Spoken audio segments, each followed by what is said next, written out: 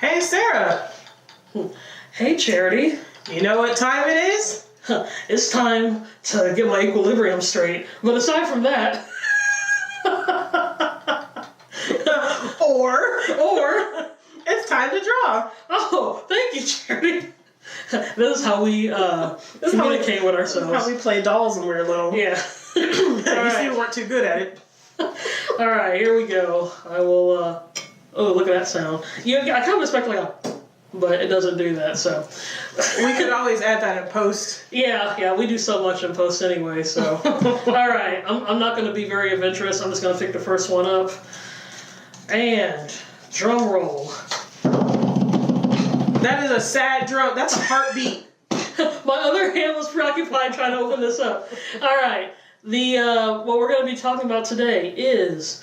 Rapid fire questions. Ooh, this is going to be fun. It is. I have to troll my R for this. So stay tuned, guys.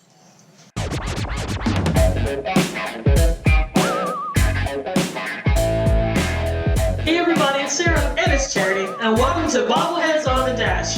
So, before we get into today's exciting episode, let's just go right off the bat. Sarah, take it away. Where can all of our millions and millions of listeners find us online? Oh, it's nice that we have millions and millions of listeners just staring at us for 30 minutes. So, well, one, you're here on YouTube, so congratulations. That's one down. You found us! Yay! So aside from YouTube, you can check us out on Facebook, Instagram, and TikTok. Same handle. We Harmon Sisters. I approve of this message.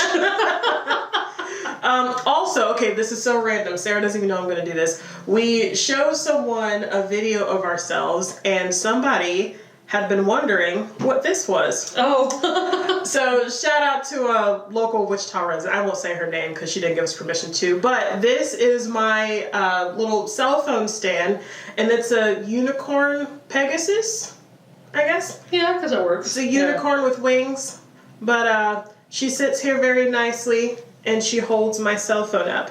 But it's funny because we do things all the time, and sometimes we'll have props on the table for talking about old movies or whatever. Yeah. But I never really thought that anyone paid attention to this. And so she was like, what is that unicorn thing? So, in case she's watching, there you go. This will answer your question. This holds my cell phone up. So, anyway, now to the real reason why we're here, and that is to do rapid fire questions. Yes. Now, we have a list of questions, different questions we are going to ask each other. Should we rock, paper, scissors? Who asked the first question? Just for fun? Do you remember rock, paper, scissors? Yeah, let me see. Yes. Okay, and do we go on the shoot? Oh, that's true. Rock, paper, scissors, shoot, or just rock, paper, scissors? You know, I when I was a kid, we did it on scissors. Scissors? Okay, Yeah. Going old school, taking it back, we're going to land on scissors. Okay, ready? Rock, paper, scissors. Of course, we go the same. Ready? Rock, paper, scissors. Oh! Okay, so you win that round. this very diplomatic way. This is more exciting than the Super Bowl, folks. The rock, paper... Actually, isn't there a rock, paper, scissors championship somewhere in, I think there is. Like, Wisconsin or Texas or something? Oh, I don't know. I'm not sure where, but there is like a...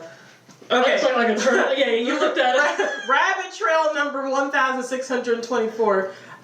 Where is the rock, paper, scissors championship in the United States? Oh, since there is no. Oh, there isn't? Okay, maybe it's not in the U.S. or has it I guess there have been different events. So there's one in New Jersey, there's one in Vegas, there's one in Okay, so there's not one, there's multiples. Well, you could have said that. It made it sound like there is none, like I'm an idiot. Mm-hmm. Anyway, okay, sorry. Rapid fire questions. Yeah, so we learned that there are multiple rock, paper, scissors tournaments. Yes, in which we probably would lose on the first round. I feel like it's like a chess game. Like, I don't know. I feel like a rock, paper, scissors. I guess there is a mind game involved. You have to anticipate what the other opponent is trying to do. I guess, but I feel like with me with rock, paper, scissors, I would definitely just go off of whatever comes up in the front of my mind. but I think some people might be more serious about it where it's like a chess move. Or like let's make a deal where you have to figure out the formula of is the good prize behind the first curtain or is it behind the second one or the third? Anyway, that's some dedication, you know. And then you have the commentary. It's like Henderson is up at the front. What do you call it? Up at that? up at the finger and fist. Okay, rapid fire questions. We have not. Rapid fire means quick, and in the past maybe 7 minutes, we have not been very quick. Okay, so you won the rock, paper, scissors. Yes. So you get to ask the first question. Okay, this one's interesting because I feel like this is a really big one. So, my question is, what is the best sitcom theme of all time? Oh, okay. I hate this question. I hate rapid fire because, okay, I will say, disclaimer with rapid fire questions. For me, anyway, if you were to ask me these same questions tomorrow, I would give you a totally different answer. So yes. It's not a rapid fire, more like a slow burn. Yeah. We'll just say that. Okay, so the first one that came to mind, I'm going to say, is the Partridge Family. And I like it because it's very catchy, it's very upbeat, it's very happy. I also adore David Cassidy's voice, so there's that as well. But it's just like you have to smile while you sing it. Yeah. I mean, the song is called Get Happy, so get happy, sing the Partridge Family theme song. So I'm gonna say that. And if you come and ask me tomorrow, it will be something else. A bit of a tangent. We got to meet Sean Cassidy. We did. Yeah. Oh, dang! And he still looks okay. Oh, he looks amazing. I'm gonna say this. I'm at the age where I think older men are attractive now, and so I know. Yeah, that did come out as an insult. I will say though, because had you asked me this at like age 16, I would have been like, ew, old man. And now we ran into him. He was coming out. We were coming in the same door.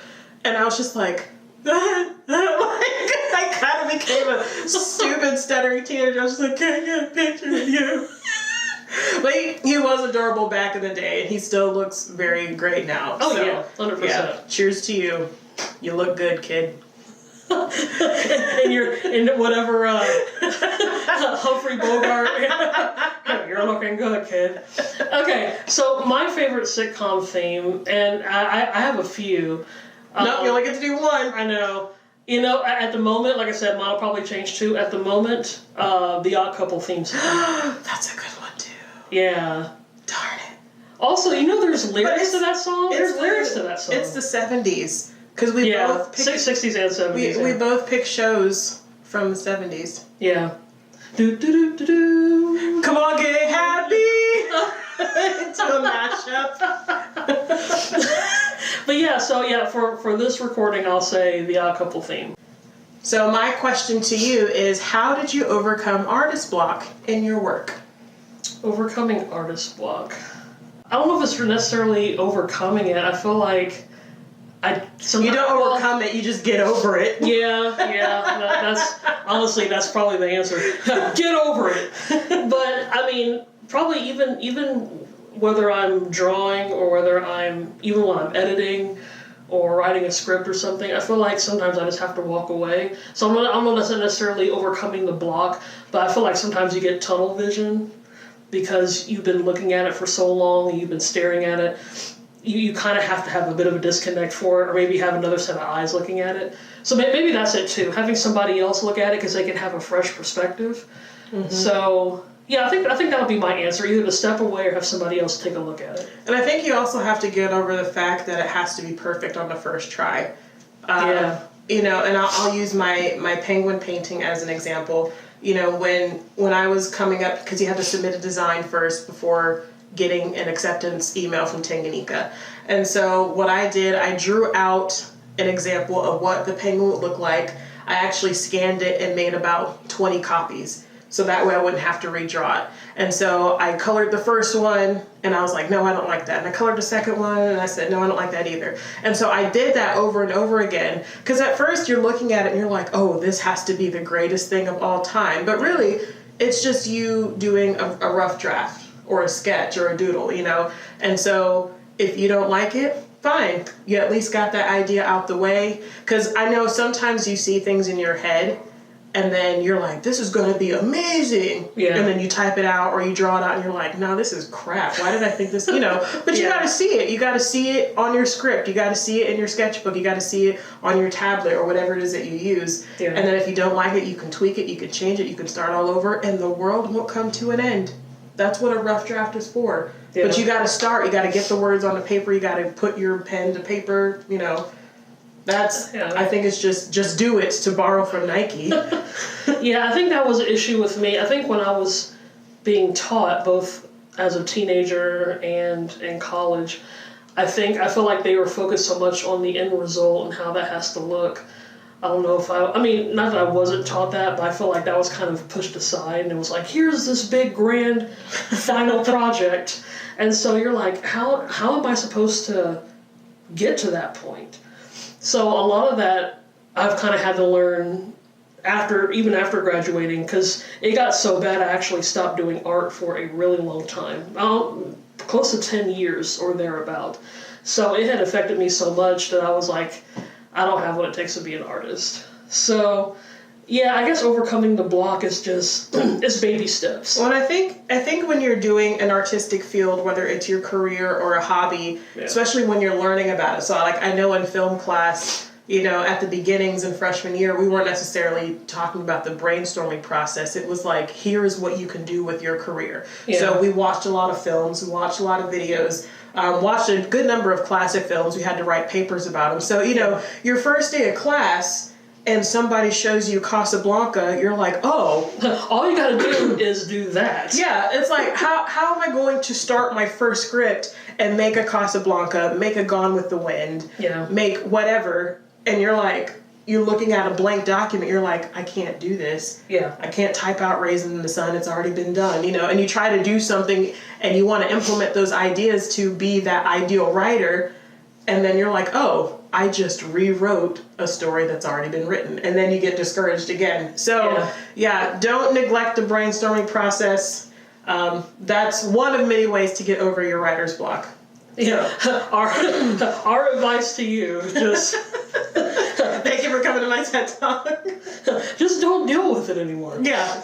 Okay. I have one. Okay. This is definitely a specific one for me, but we'll see what your answer will be. Which silent film era comedy star do you adore the most? You only asked me that so that you could talk about Buster Keaton. That's such a selfish question. What? No. I honestly, I'm genuinely curious. No, I've always told you I like Harold Lloyd. Yeah, I like Harold Lloyd too. Well, I didn't say you didn't. No. We're about to fight, the little Notre Dame guy. Little fisticuffs. Okay, I will say Harold Lloyd. And when you asked me that question, and I don't know the movie, I know you will. So possibly. Jump in. Yeah. There's a scene where he's hiding from his landlord and he jumps into his coat that's hanging on the wall. Yeah. What movie is that? He's done that a couple times, but safety last. Okay. See what I mean? Him and his roommate do it. Yeah. Yes. And I saw that because TCM used to... They probably still do. We don't have the channel anymore, sadly. Boo-hoo, we don't have cable. Silent Saturday Night? Silent, yeah. And so I watched that, and I saw the movie, and they did the intro. And TCM, I swear, I don't know how many times TCM where I'm like, I'm just going to watch a little bit of this just to see what the movie's about, or I'm just going to watch the fillers. I don't want to watch the movie. I just want to watch the in-between fillers. Mm-hmm. 2 hours later, TCM, and I haven't done my laundry. I haven't washed the dishes. Maybe I'm late for work, Ben Mankiewicz. Him specifically. I want a letter. TCM needs to come up with a form letter just to say, I apologize that Charity is late to work once again. She was watching our channel. Signed, Turner Classic Movies mother. Little welcome back Cotter in there. Yeah. But in all honesty, though, that is how I started watching some of those silent films. I will say my introduction to silent films, funny enough, actually was Harold Lloyd. I was sick from school one day. Had it been April of 2002 because Harold Lloyd was Star of the Month on TCM. Real quick, okay. One of the nostalgic things about a millennial and or a Gen Xer is that when you're sick and you stay home, you watch PBS, you watch The Price is Right, you watch soap operas, you know. But Sarah was watching silent films. Yeah, well, because only TCM would play silent film during primetime TV. That's unheard of in this century, you know. But yeah, so fell in love with Harold Lloyd 100%. Watched Sailor Made Man and Grandma's Boy and Safety Last and all that. So I will say Harold Lloyd was probably my entryway. But I have become, as the years progress, a huge Buster Keaton fan. Now, granted, I haven't watched all of his films, but I've watched a lot of them. And both he and Harold Lloyd and Charlie Chaplin, but I love the physical dexterity of their humor. You know, they didn't have what we consider traditional stuntmen. They did most of those things themselves. And I think just seeing the acrobatics that Buster Keaton can do is absolutely amazing. And I actually show my students some of his films. For an assignment, I have them watch 1 Week, which was his first independent film. I think he was 21 when he did that. All sight gags. And then for my media analysis class, I have them watch Sherlock Jr. And it's really cool that, you know, a lot of them have never seen a black and white film, let alone a silent film. So I figure those are kind of good entryways into it because there's a lot of action involved and it's universal humor. And just that stone face of look that Buster Keaton has. He can do the funniest things, but he just has the same look. You know, and honestly, I think deadpan humor can be very funny if done in the right way. And so, yeah, it's just, there's a whole, like, Buster Keaton society, and, you know, it's just fun to, I think that what I enjoy is just other people enjoying his work, and I get enjoyment from other people's enjoyment. Okay, so this is hilarious. when we go to watch a classic movie, so maybe it's at the Orpheum, or maybe it's at the regular theater or a TCM cruise or something, most of the time while we're watching the movie, you know, everyone's looking at the screen. But I would say with Sarah, it's about 50-50, where she's looking at the screen, but then the whole other time she's like... It's just... like... She's having a great time watching other people watch the film, you know. Yeah, it is. It's great. Yeah, I will say, I think the way that I experienced that was when we introduced Rear Window at the Orpheum. Mm-hmm. And I mentioned with Alfred Hitchcock films that there's always a cameo of Hitchcock. And so I said, when you see Hitchcock, you know, say something or give a little woohoo, you know. And I just said that off the cuff. Like, I wasn't expecting people to say woohoo. But when they saw Hitchcock on the screen, about half the theater went woohoo. And I was like, they just woohooed at Rear Window because I told them to. Like, that was just my favorite thing. So I do understand what that feels like. Also, kind of sort of spoiler, at the end, when he looks directly at the camera, and for those who have seen Rear Window, you know which scene I'm talking about. When he looks at the camera, and everybody's like, like when your heart's beating and stuff, the whole theater gasped, and I was just like, oh, here it comes, you know. So I do understand what you feel, but it's funny because Sarah does that with every film. Okay, so this one you have to answer right away. So no thinking too hard. You literally have to tell me the first thing that comes to your mind. Okay. And favorite Cary Grant movie now? Oh, Philadelphia Story. Okay, that was a good answer. That's not what I would have said, but it's a good answer. Well, I was going to say Arsenic and Old Lace, but I second-guessed myself. But Philadelphia Story is sophisticated humor, which I do like. And he and Katharine Hepburn, they did 3 films together, and I think they're a good team.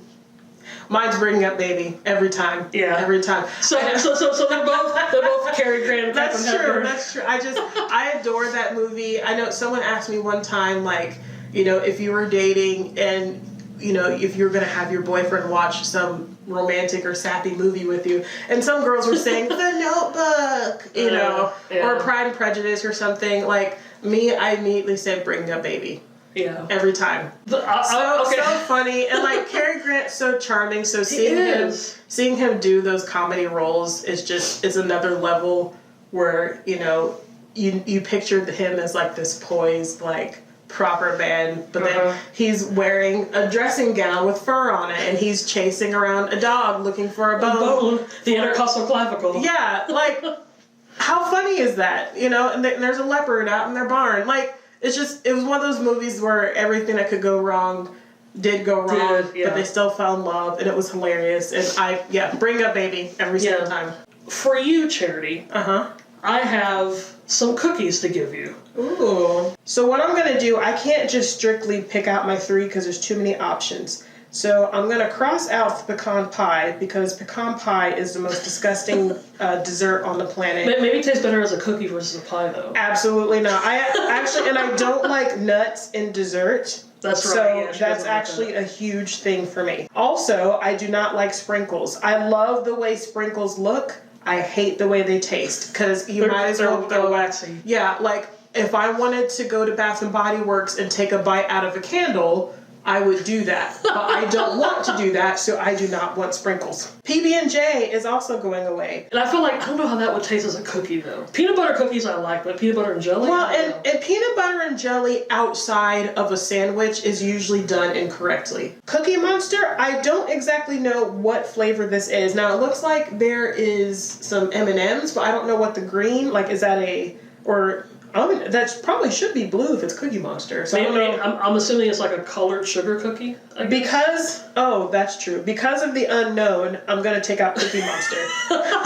Now, I love Cookie Monster as a character, but this cookie isn't it. Now, the next one I'm going to eliminate is Kit Kat. As far as candy bars go, Kit Kats are kind of low on the totem pole for me. Well, and this looks like a sugar cookie with a Kit Kat on top of it. It's not like Kit Kat flavored cookie. Yes, the display is definitely lacking. I don't know. I like chocolate and I like raspberries. I do not want them together. As far as that frosting goes, it's making me think of that, like, if you eat off-brand Oreos, the frosting almost tastes like toothpaste. Yes. Oh my God. Yeah. The twist and shouts. The cookies you give in the Sunday school. You know, like the little ones that are on the bottom row. They're not up front with Chips Ahoy and Oreos and stuff. Those are on the mid shelf, which is at eye level. If you look down, you get them cardboard cookies that have the nameless packaging on it. That's that toothpaste frosting that I do not like. The next one going away is Crunch Berries because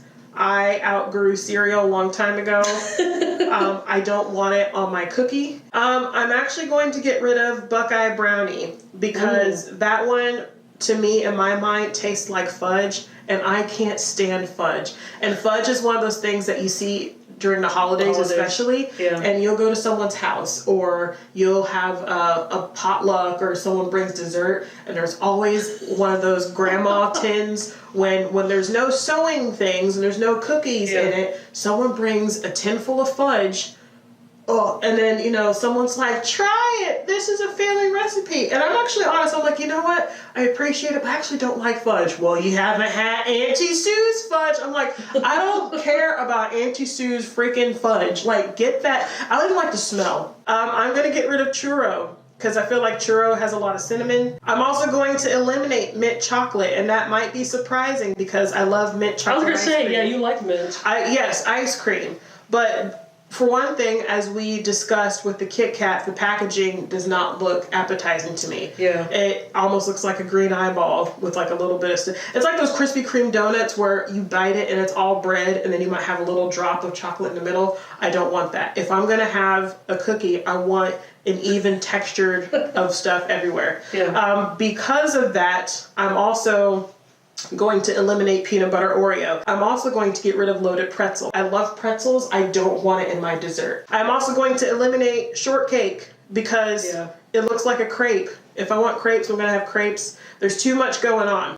So I'm going to circle Snickerdoodle. I will circle cookies and cream, and I will circle chocolate chip. And there we have it, ladies and gentlemen, the winner of the top 3 cookies. And that took a lot longer than planned. So for anyone that cares, I was going to have Snickerdoodle. I was going to try the mint chocolate just out of curiosity. And I'm okay with sprinkles. Now, I do like the little circular ones. They're called Hundreds of Thousands. I like the little circular sprinkles. Look how many That's too many sprinkles. Okay, no, that is too much. They put the frosting on the cookie and then they dunked it. Yeah. So, like I said, go to Bath and Body Works and buy a candle because that's the same thing. I'm also a traditionalist. I do like chocolate chip, but yeah, I think the little piece of chocolate was unnecessary. Now, peanut butter Oreo would have been better had they crunched it and had an even mix. But all they did was put a cookie on top. Yeah, they took the chocolate chip cookie recipe without the chocolate chips, put a little splotch of peanut butter, and then put an Oreo on top of it and said peanut butter Oreo. That is laziness. So maybe that's a good way to end it. So after the show ends, we'll run to the store and get a few. We'll head up to Insomnia Cookies, make our way around to Crumble. Yeah, and it will be like, do you have any cookies without the chocolate chip, crunch bar on there? Actually, let me get behind the counter. I'll show you how to make it. I'll show you how to make a good traditional chocolate chip cookie. So we'll have to do this again because we have only scratched the surface. And in Charity's case, she scratched a lot of cookie surfaces. I did. Scratched them off my list. Get the nasty things out of my face.